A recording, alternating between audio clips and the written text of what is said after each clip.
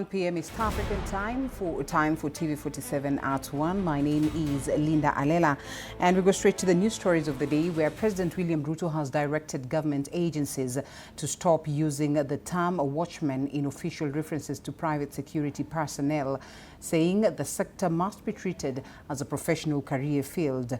During a meeting with private security guards at State House, Nairobi, Ruto said regulations governing the industry will be reviewed to create clear career progression pathways and improve working conditions. The president also directed the Inspector General of Police to develop a framework for formal collaboration between the police service and private security companies. He further insisted that all security firms must comply with labor laws, including the implementation of the proposed 15% wage increase announced during Labor Day celebrations. Ruto said payment below the prescribed minimum wage is illegal and not subject to negotiation.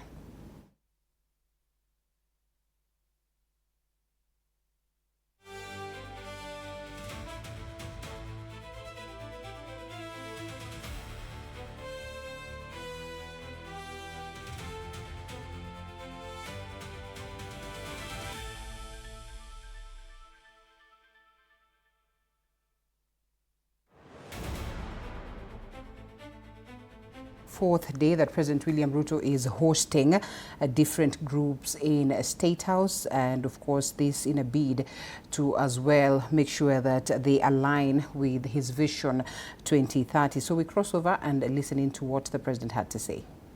New skills, better technology, and intelligence-led decision making. In the spirit of Section 45 of the Act, we must deepen cooperation among authority, the National Police Service, the National Intelligence Service, county governments, businesses, and private security providers. The broader security reforms initiated in 2023 are strengthening accountability, improving officers' welfare, and modernizing operational capabilities. Private security is an integral part of this effort. By taking an appropriate non-core services, the industry enables our police officers to concentrate on their central responsibility of safeguarding lives and property. The full implementation of the Private Security Regulations 2025 will mark another important step in this journey. The government will provide policy leadership. The authority must enforce standards.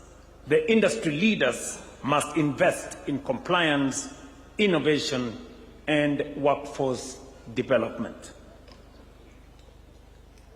Ladies and gentlemen, nimewasikiza kwa makini wale waliozungumza mbele yenu, na wameongea mambo kama manne ya muhimu ambayo mmeniuliza nishughulike nayo.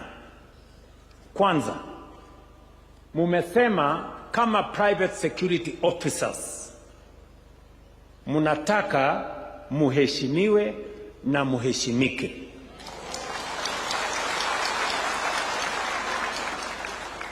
Majina kama watchman,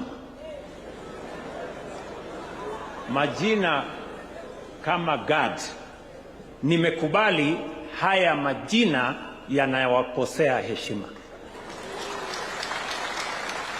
Na sababu hiyo, vile mmependekeza, najua terminologies hizi bado ziko katika sheria na katika regulations ya serikali. I am instructing all government agencies to expunge reference to private security officers as watchmen or guards. Tulikubaliana ya kwamba kazi ni kazi. Ama tulikubaliana vipi? Si tulisema kazi ni kazi? Hii yenu ni kazi. Na sababu hiyo, ile maneno ya watchman ilikuwa ni madharau ya mkoloni. vile tulimsafirisha mkoloni, nyinyi sasa sio mawatchmen, nyinyi ni private security officers. Na kwa hivyo sheria ya Private Security Regulatory Authority itabadilishwa. Sheria na order ya General Wages Order na Private Security Wages Order na Private Security Regulations Act zitabadilishwa, majina yenu iwe ni majina yenye iko na heshima ya private security officers. Jambo la pili, hii tumesema ni kazi kama kazi ingine yoyote, na tumekubaliana ya kwamba lazima tuwe na career progression. Mtu akiingia kazini lazima ajue akifanya kazi vizuri atasonga mahali gani, na akifanya kazi vizuri zaidi atapanda namna gani. Kwa hivyo regulations ya private security itabadilishwa ili kuwe na career progression path. Now, the Senate is launching the first county performance measurement framework aimed at tracking how devolved units are using public resources and delivering services to citizens. The scorecard will draw data from the Office of the Auditor General, the Commission of Revenue Allocation, and the Controller of Budget to assess county performance, financial management, and service delivery. Let's listen into that. Na ile inafanya for the launch of the inaugural County Physical Performance Measurement Index, CFPMI, a landmark publication that adds yet another significant milestone to the institutional journey of the Fourth Senate. Allow me from the outset to sincerely thank honorable senators, the Senate Board of Management, and members of staff for creating time to witness this important occasion.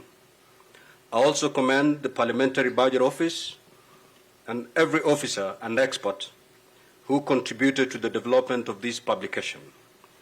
Your dedication, technical rigor, and commitment to strengthening parliamentary oversight have produced a resource of immense institutional value. The County Physical Performance Measurement Index, which comes in both the complete and abridged versions, is much more than a publication. It is a practical, evidence-based instrument for assessing county government's adherence to the fiscal responsibility principles enshrined in our Constitution, the Public Finance Management Act, and the County Government Act. Its launch could not have come at a more opportune time. Every financial year, the Senate determines the equitable allocation of nationally raised revenue between the two levels of government and among the 47 counties through the Division of Revenue and Counter-Allocation of Revenue Acts. Yet, since the advent of devolution, one of our greatest limitations has been the absence of a scientific and objective framework for measuring how counties perform against established public finance management indicators. Now, only 17% of Bungoma residents seeking justice use formal courts, while the majority turn to alternative dispute resolution mechanisms. Chief Justice Martha Koome says the judiciary must find ways to recognize and strengthen community-based justice systems while ensuring they align with the law. Speaking after a meeting with Bungoma Governor Ken Lusaka and justice sector, that is stakeholders, Koome said the goal is to make justice more accessible, responsive and meaningful to all Kenyans.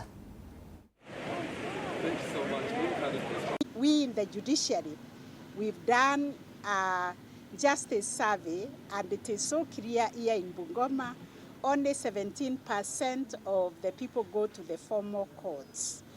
about 64% seek alternative justice from the chiefs, from the elders, from the religious groups, from the marketplace, and a significant number of people from Bungoma, about 19%, do not even seek justice anywhere. When they are wronged, they say, tunaachia Mungu.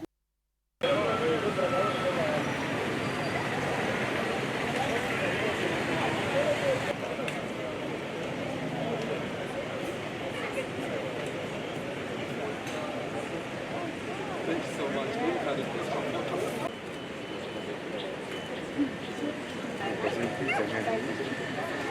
You can now remove your...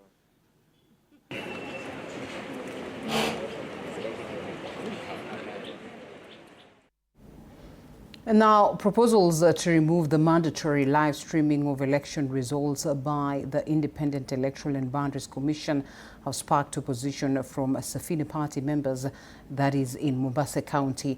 The members argue that the real-time transmission of results has been a key transparency measure, allowing Kenyans to follow the tallying processes and build confidence in the election outcomes. They've gone ahead to warn that scrapping the requirement could raise suspicions and deepen distrust in the electoral process and create room for disputes during future elections. The party members are calling for public consultation before any changes are made to the current election results management system. Of course, you also have got to remember that the IEBC responded to that, saying that they have not made any plans in relation to that. But of course, still the public not convinced that perhaps this is the way to go.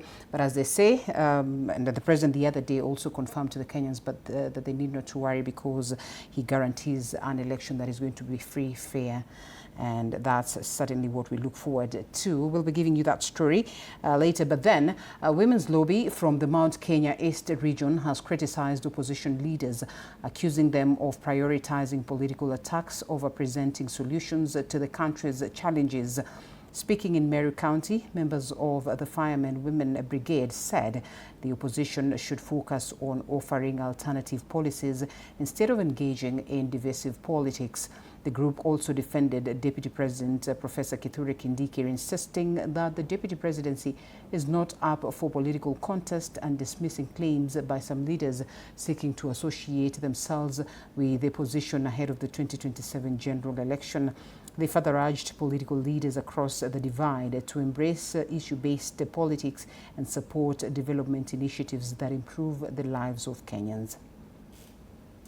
Lakini tunashangaa kwamba vita inatokea kwa our cousins hapa, na ndio maana mnasikia wengine wetu tuko na frustrations, tunasema tugawe ama tupasue mlima, kwa sababu tumeona wakati kura zetu zinahitajika ndio mlima unakuwa flat. Kwa hivyo tukiwa wamama wa Meru na wamama wa Mount Kenya East, tunasema tumejua na tumegundua siri kwamba we are on our own. Na ndio maana tunasema Profesa Kindiki Kithure tutasimama naye leo, kesho kutwa na milele. Na mwenye anafikiria Kithure anaweza ondolewa ati sijui kwa sababu ya namba sama nini, tuambie leo tukiwa wamama hapa, Kithure ameonyesha utendakazi wake na ako na support across the country. Nataka kuambia Gachagua, ukiweka hapo kutukana rais wetu ametufanyia maendeleo. Watoto wamepewa pesa ya nyota. Sasa hiyo wamefanya maendeleo. Wewe ni nani ukuje turekebisha hapa na ukabila wako hata una heshima? Message yangu kwa Rigathi Gachagua, hakuna kazi unatufanyia, kazi yenye unafanyia ni ya kufanya watu wagawanye, na usigawanyishe Wakenya. Wakenya wote ni tribe moja, hakuna Mkikuyu, hakuna Mkalenjin, hakuna Mjaruo, sote ni watoto wa mama moja na baba moja. Well, that political story takes us for a quick short break. We still have more coming your way, so stick around.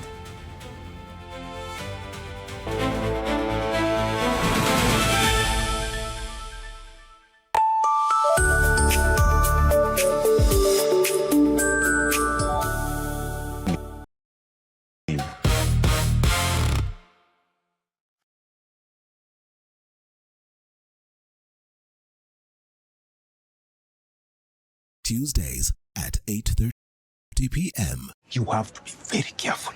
Fake money can kill business. Na leo mkorada yangu. Small money, kapesa kadogo, big behavior. I only have big notes. Alikuwa anatafuta courage. Yani nafaje kutengeneza kachumbari na manyanya zinakaa hivi? Ona, hii ni kama kiwaru. Hiyo ni tonga commitment to the lie. Amejicommit. Ndio hiyo. Mpatie. Unajua kama una mtu kitu, hata tu salamu ya kawaida inakaa kama reminder. Habari yako? Sintalipa kesho. Kesho gani when? Si kesho ya kesho ya tomorrow. Hiyo time. Mzee ni budi nikamchoka. Ni budi ya madeni. Tuesdays at 8:30 p.m. on TV47. Sundays at 8:30 p.m. Good morning. You have my rent? Leo jioni kama tutakuwa tumelipa rent, nauza hii simu yako. Hamna pesa. I need 3 G's to make my nails today. Sasa hivi natuhusu aje? Can I order now? Do you ship? Can I get blinking ones? Mimi nilikuwa na trade. Nimewekelea kitele yangu. Kitele yangu na trade. Ikikunywa maji. Oh my God.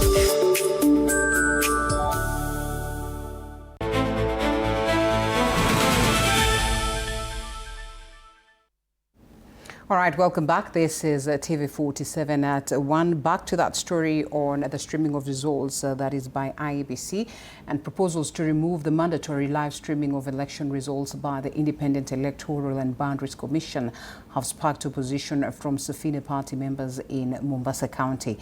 The members argue that real-time transmission of results has been a key transparency measure, allowing Kenyans to follow the tallying process and build confidence that is in election outcomes.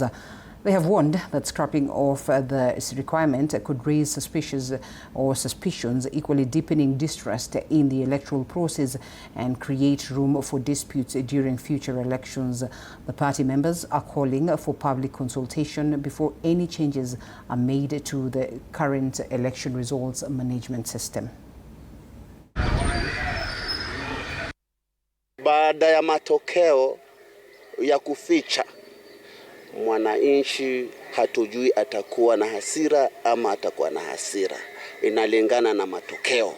Tunaomba matokeo ya wazi ili kusiwe na fujo. Ni baadhi ya nchi zinazorusha vyombo vya habari kupeperusha moja kwa moja matokeo rasmi ya uchaguzi ili kuimarisha imani ya wananchi. Kama ilivyo katika katiba yetu ya mwaka 2010, sura ya kwanza, ibara ya kwanza, inayozungumzia mamlaka ya wananchi zaidi ya milioni 60, sio tu wanaounga mkono na mkondo wa kidemokrasia, bali wana jukumu la kulinda na kutetea katiba tuliyoipigia kura kwa wingi. Itaadhiri na ninapinga kwa shauri moja, ni heri vitu viwe wazi, vionekane na watu waelewe, watu watakuwa na imani. Lakini vitu vikifunikwa watu wasione na wasielewe, hatutaelewa. Hii itakuwa ni kama kuiba. Hilo ndio ambalo dola sugu tunalipinga kama safina. Hatuwezi kubali. Ni lazima, ikiwa liko hilo jambo, serikali ingemshirikisha mwananchi kama wakati akibaki na Raila. Now, the Mijikenda Kaya Council of Elders has accused former Gender Cabinet Secretary Aisha Jumwa of misleading Kenyans by claiming that she did not benefit from President William Ruto's administration, remarks she made while announcing her exit from the UDA party, that is last week. The elders, who met at Akaya Fungo Giriama in Kaloleni, Kilifi County, also distanced themselves from a group of elders who recently visited Aisha Jumwa at her Kakuyuni home following her departure from the UDA party. The leaders have further pledged their support for President William Ruto as well as Kilifi Governor Gideon Mung'aro. Kuna tetesi za wazee ambao walienda kuonana na mama Aisha Jumwa kinyume na makubaliano yetu sisi kama wa Mijikenda. Sasa basi tunapinga yale yaliyozungumzwa na wazee wale walioenda kuonana na huyo mama kwa sababu hatukuketi pamoja kama makaya 7 ya Kilifi County. Haiwezekani sisi Mama Aisha atudanganye mchana. Tumeelewana mpaka hapo? Alipopatwa waziri, alikuja hata kwa wazee kufanya hata sherehe kuomba kushukuru serikali. Alifanya hivyo? Alikula yeye na familia yake. Sisi kama viongozi wa kijamii tutasapoti Mheshimiwa Rais, tutasapoti Mheshimiwa Gavana Mung'aro. Tumeelewana mpaka hapo? Yale mambo yake atabeba nini? Msalaba wake. Kaya. Sisi tunataka Mung'aro aje hapa. Aje. Yeye asitishwe na hiyo vitisho za hao watu. Asitishike. Kaya.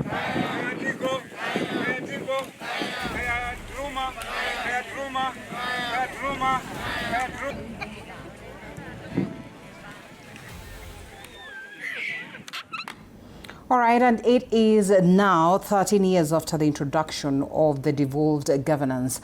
The Council of Governors is today giving an update on the state of devolution in Kenya. The address that is happening at this very moment is expected to address the progresses, challenges and emerging concerns that are affecting county governments, including service delivery, resource allocation and the implementation of the devolved functions. And we cross over to that side and get to listen in. Currently speaking, the chair of the CUG. To guide coordinated emergency response, evacuation, resource mobilization, and community engagement during disasters. 91% of counties established functional disaster management directorates and 94% maintaining operational firefighting departments. Counties also demonstrated commitment to disaster financing, with 89% allocating at least 2% of their annual budget to county emergency funds. Fellow Kenyans, in the health services sector, in the financial year 2025-2026, the total county allocation to health increased by 11.7%, rising from 137.57 billion to approximately 154.58 billion. On implementing Social Health Insurance Act (SHIA), and through the support of county governments in publicity and raising awareness, a total of 30.1 million Kenyans have been registered under the Social Health Authority (SHA). As of 20th June 2026, as of 30th June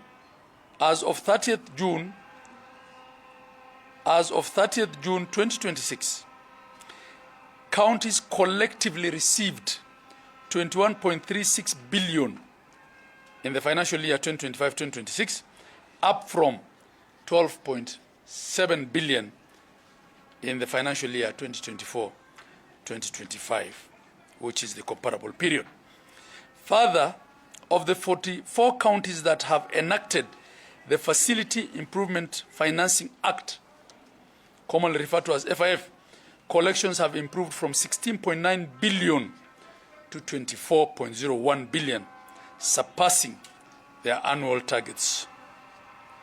For the period under review, the total health workforce across the 47 counties was 98,907, excluding those in national referral, faith-based and private hospitals. This presents a 29% decline from the previous financial year of 149,447 workers in the health sector, which is majorly attributed to the loss of approximately 41,000 workers deployed under the United States government USG program, of whom 28,600 were frontline healthcare workers.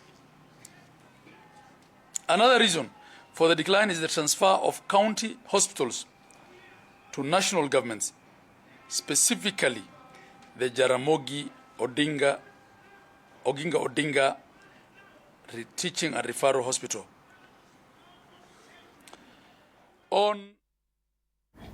More updates on that later on. Now, a village elder in Cape Toror is receiving treatment after allegedly being attacked by suspected illicit alcohol brewers during an operation to crack down on illegal liquor production.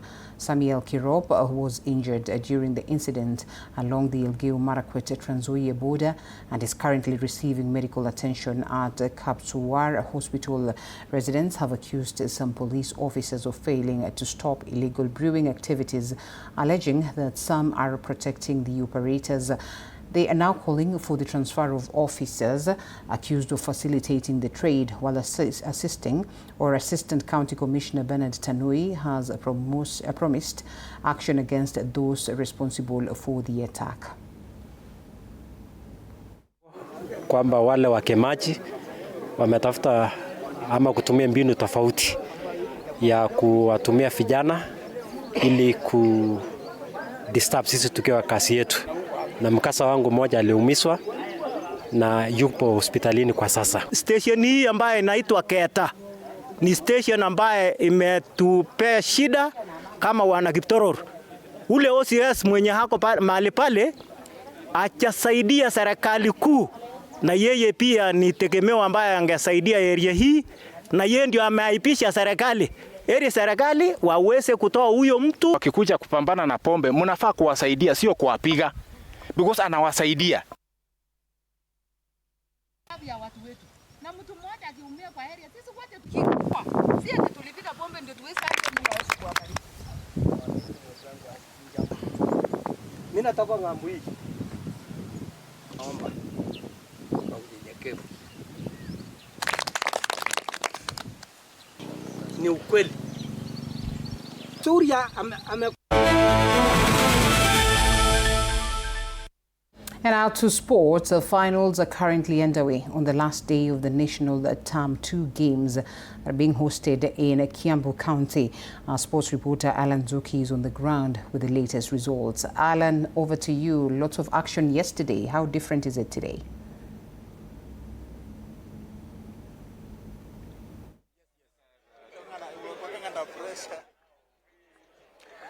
Well, good afternoon to you, Linda Alela. We are live from the M-Pesa Foundation Academy. This is what we call the semi-finals of what are the finals of the women's football, rather the girls' football secondary games between Nakach Girls and St. Joseph Girls, Italy. And right now what you're looking at, Linda Alela, is the penalty shootout, because after 90 minutes they were forced to settle for a 1-all draw. And right now what you're looking at is a penalty from St. Joseph Girls, Italy, who are currently behind on penalties, and the next penalty, which is going to be taken by Nyakash Girls, might just win the tournament. They are going to be the champions if they score this penalty, Linda Alela. Remember, we are at the M-Pesa Foundation, and right after this, we have the big game coming, because remember, after this, we have Kakamega taking on St. Mary's Yala in what is a Mashemeji derby, or rather a Mashemeji version of the currently ongoing national high school games. So Linda Alela, I know you're watching from studio. Just let's look at that penalty and let's see whether Nyakach Girls will be crowned the new champions of the Kenya Secondary Sports Association Games right here at the M-Pesa Foundation Academy. Here she comes, number 13. Here we go. Go! It is saved. It is saved. It is saved. It is saved. Oh boy. St. Joseph Girls Italy have won the national title right here at the M-Pesa Foundation Academy. This is what you're talking about, Linda Alela. The love for the beautiful game. St. Joseph Girls Italy, the champions of the girls football.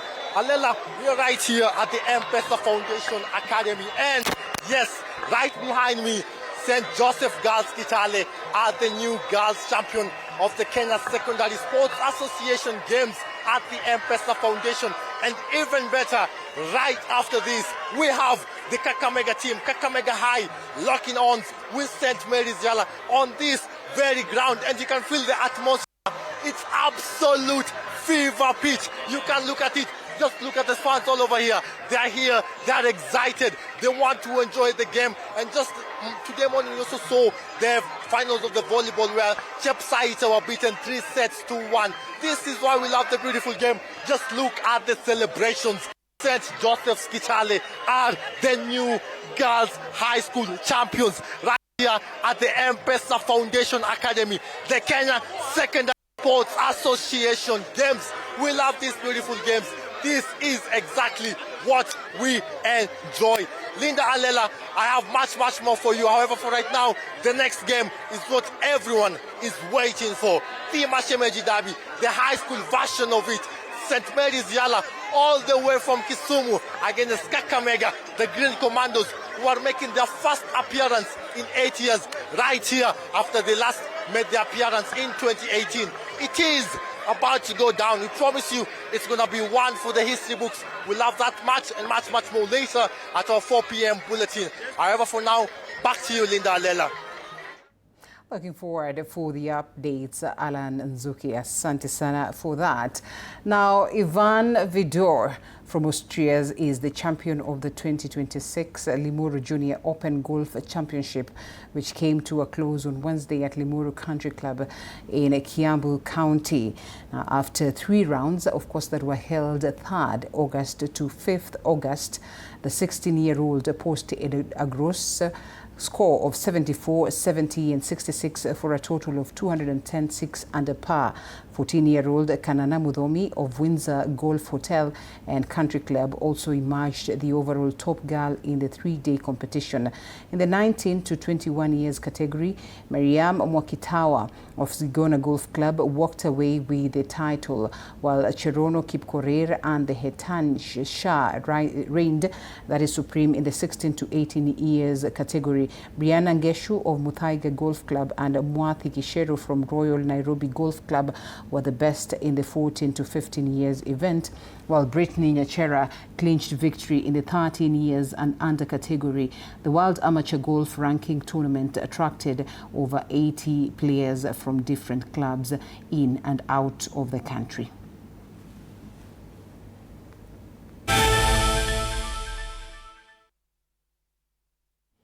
Okay, that's all we had for you at this very hour. We still are working on more, as Alan has said. At 4 p.m. we'll meet again for more updates. My name is Linda Alela. We close at TV47 at 1.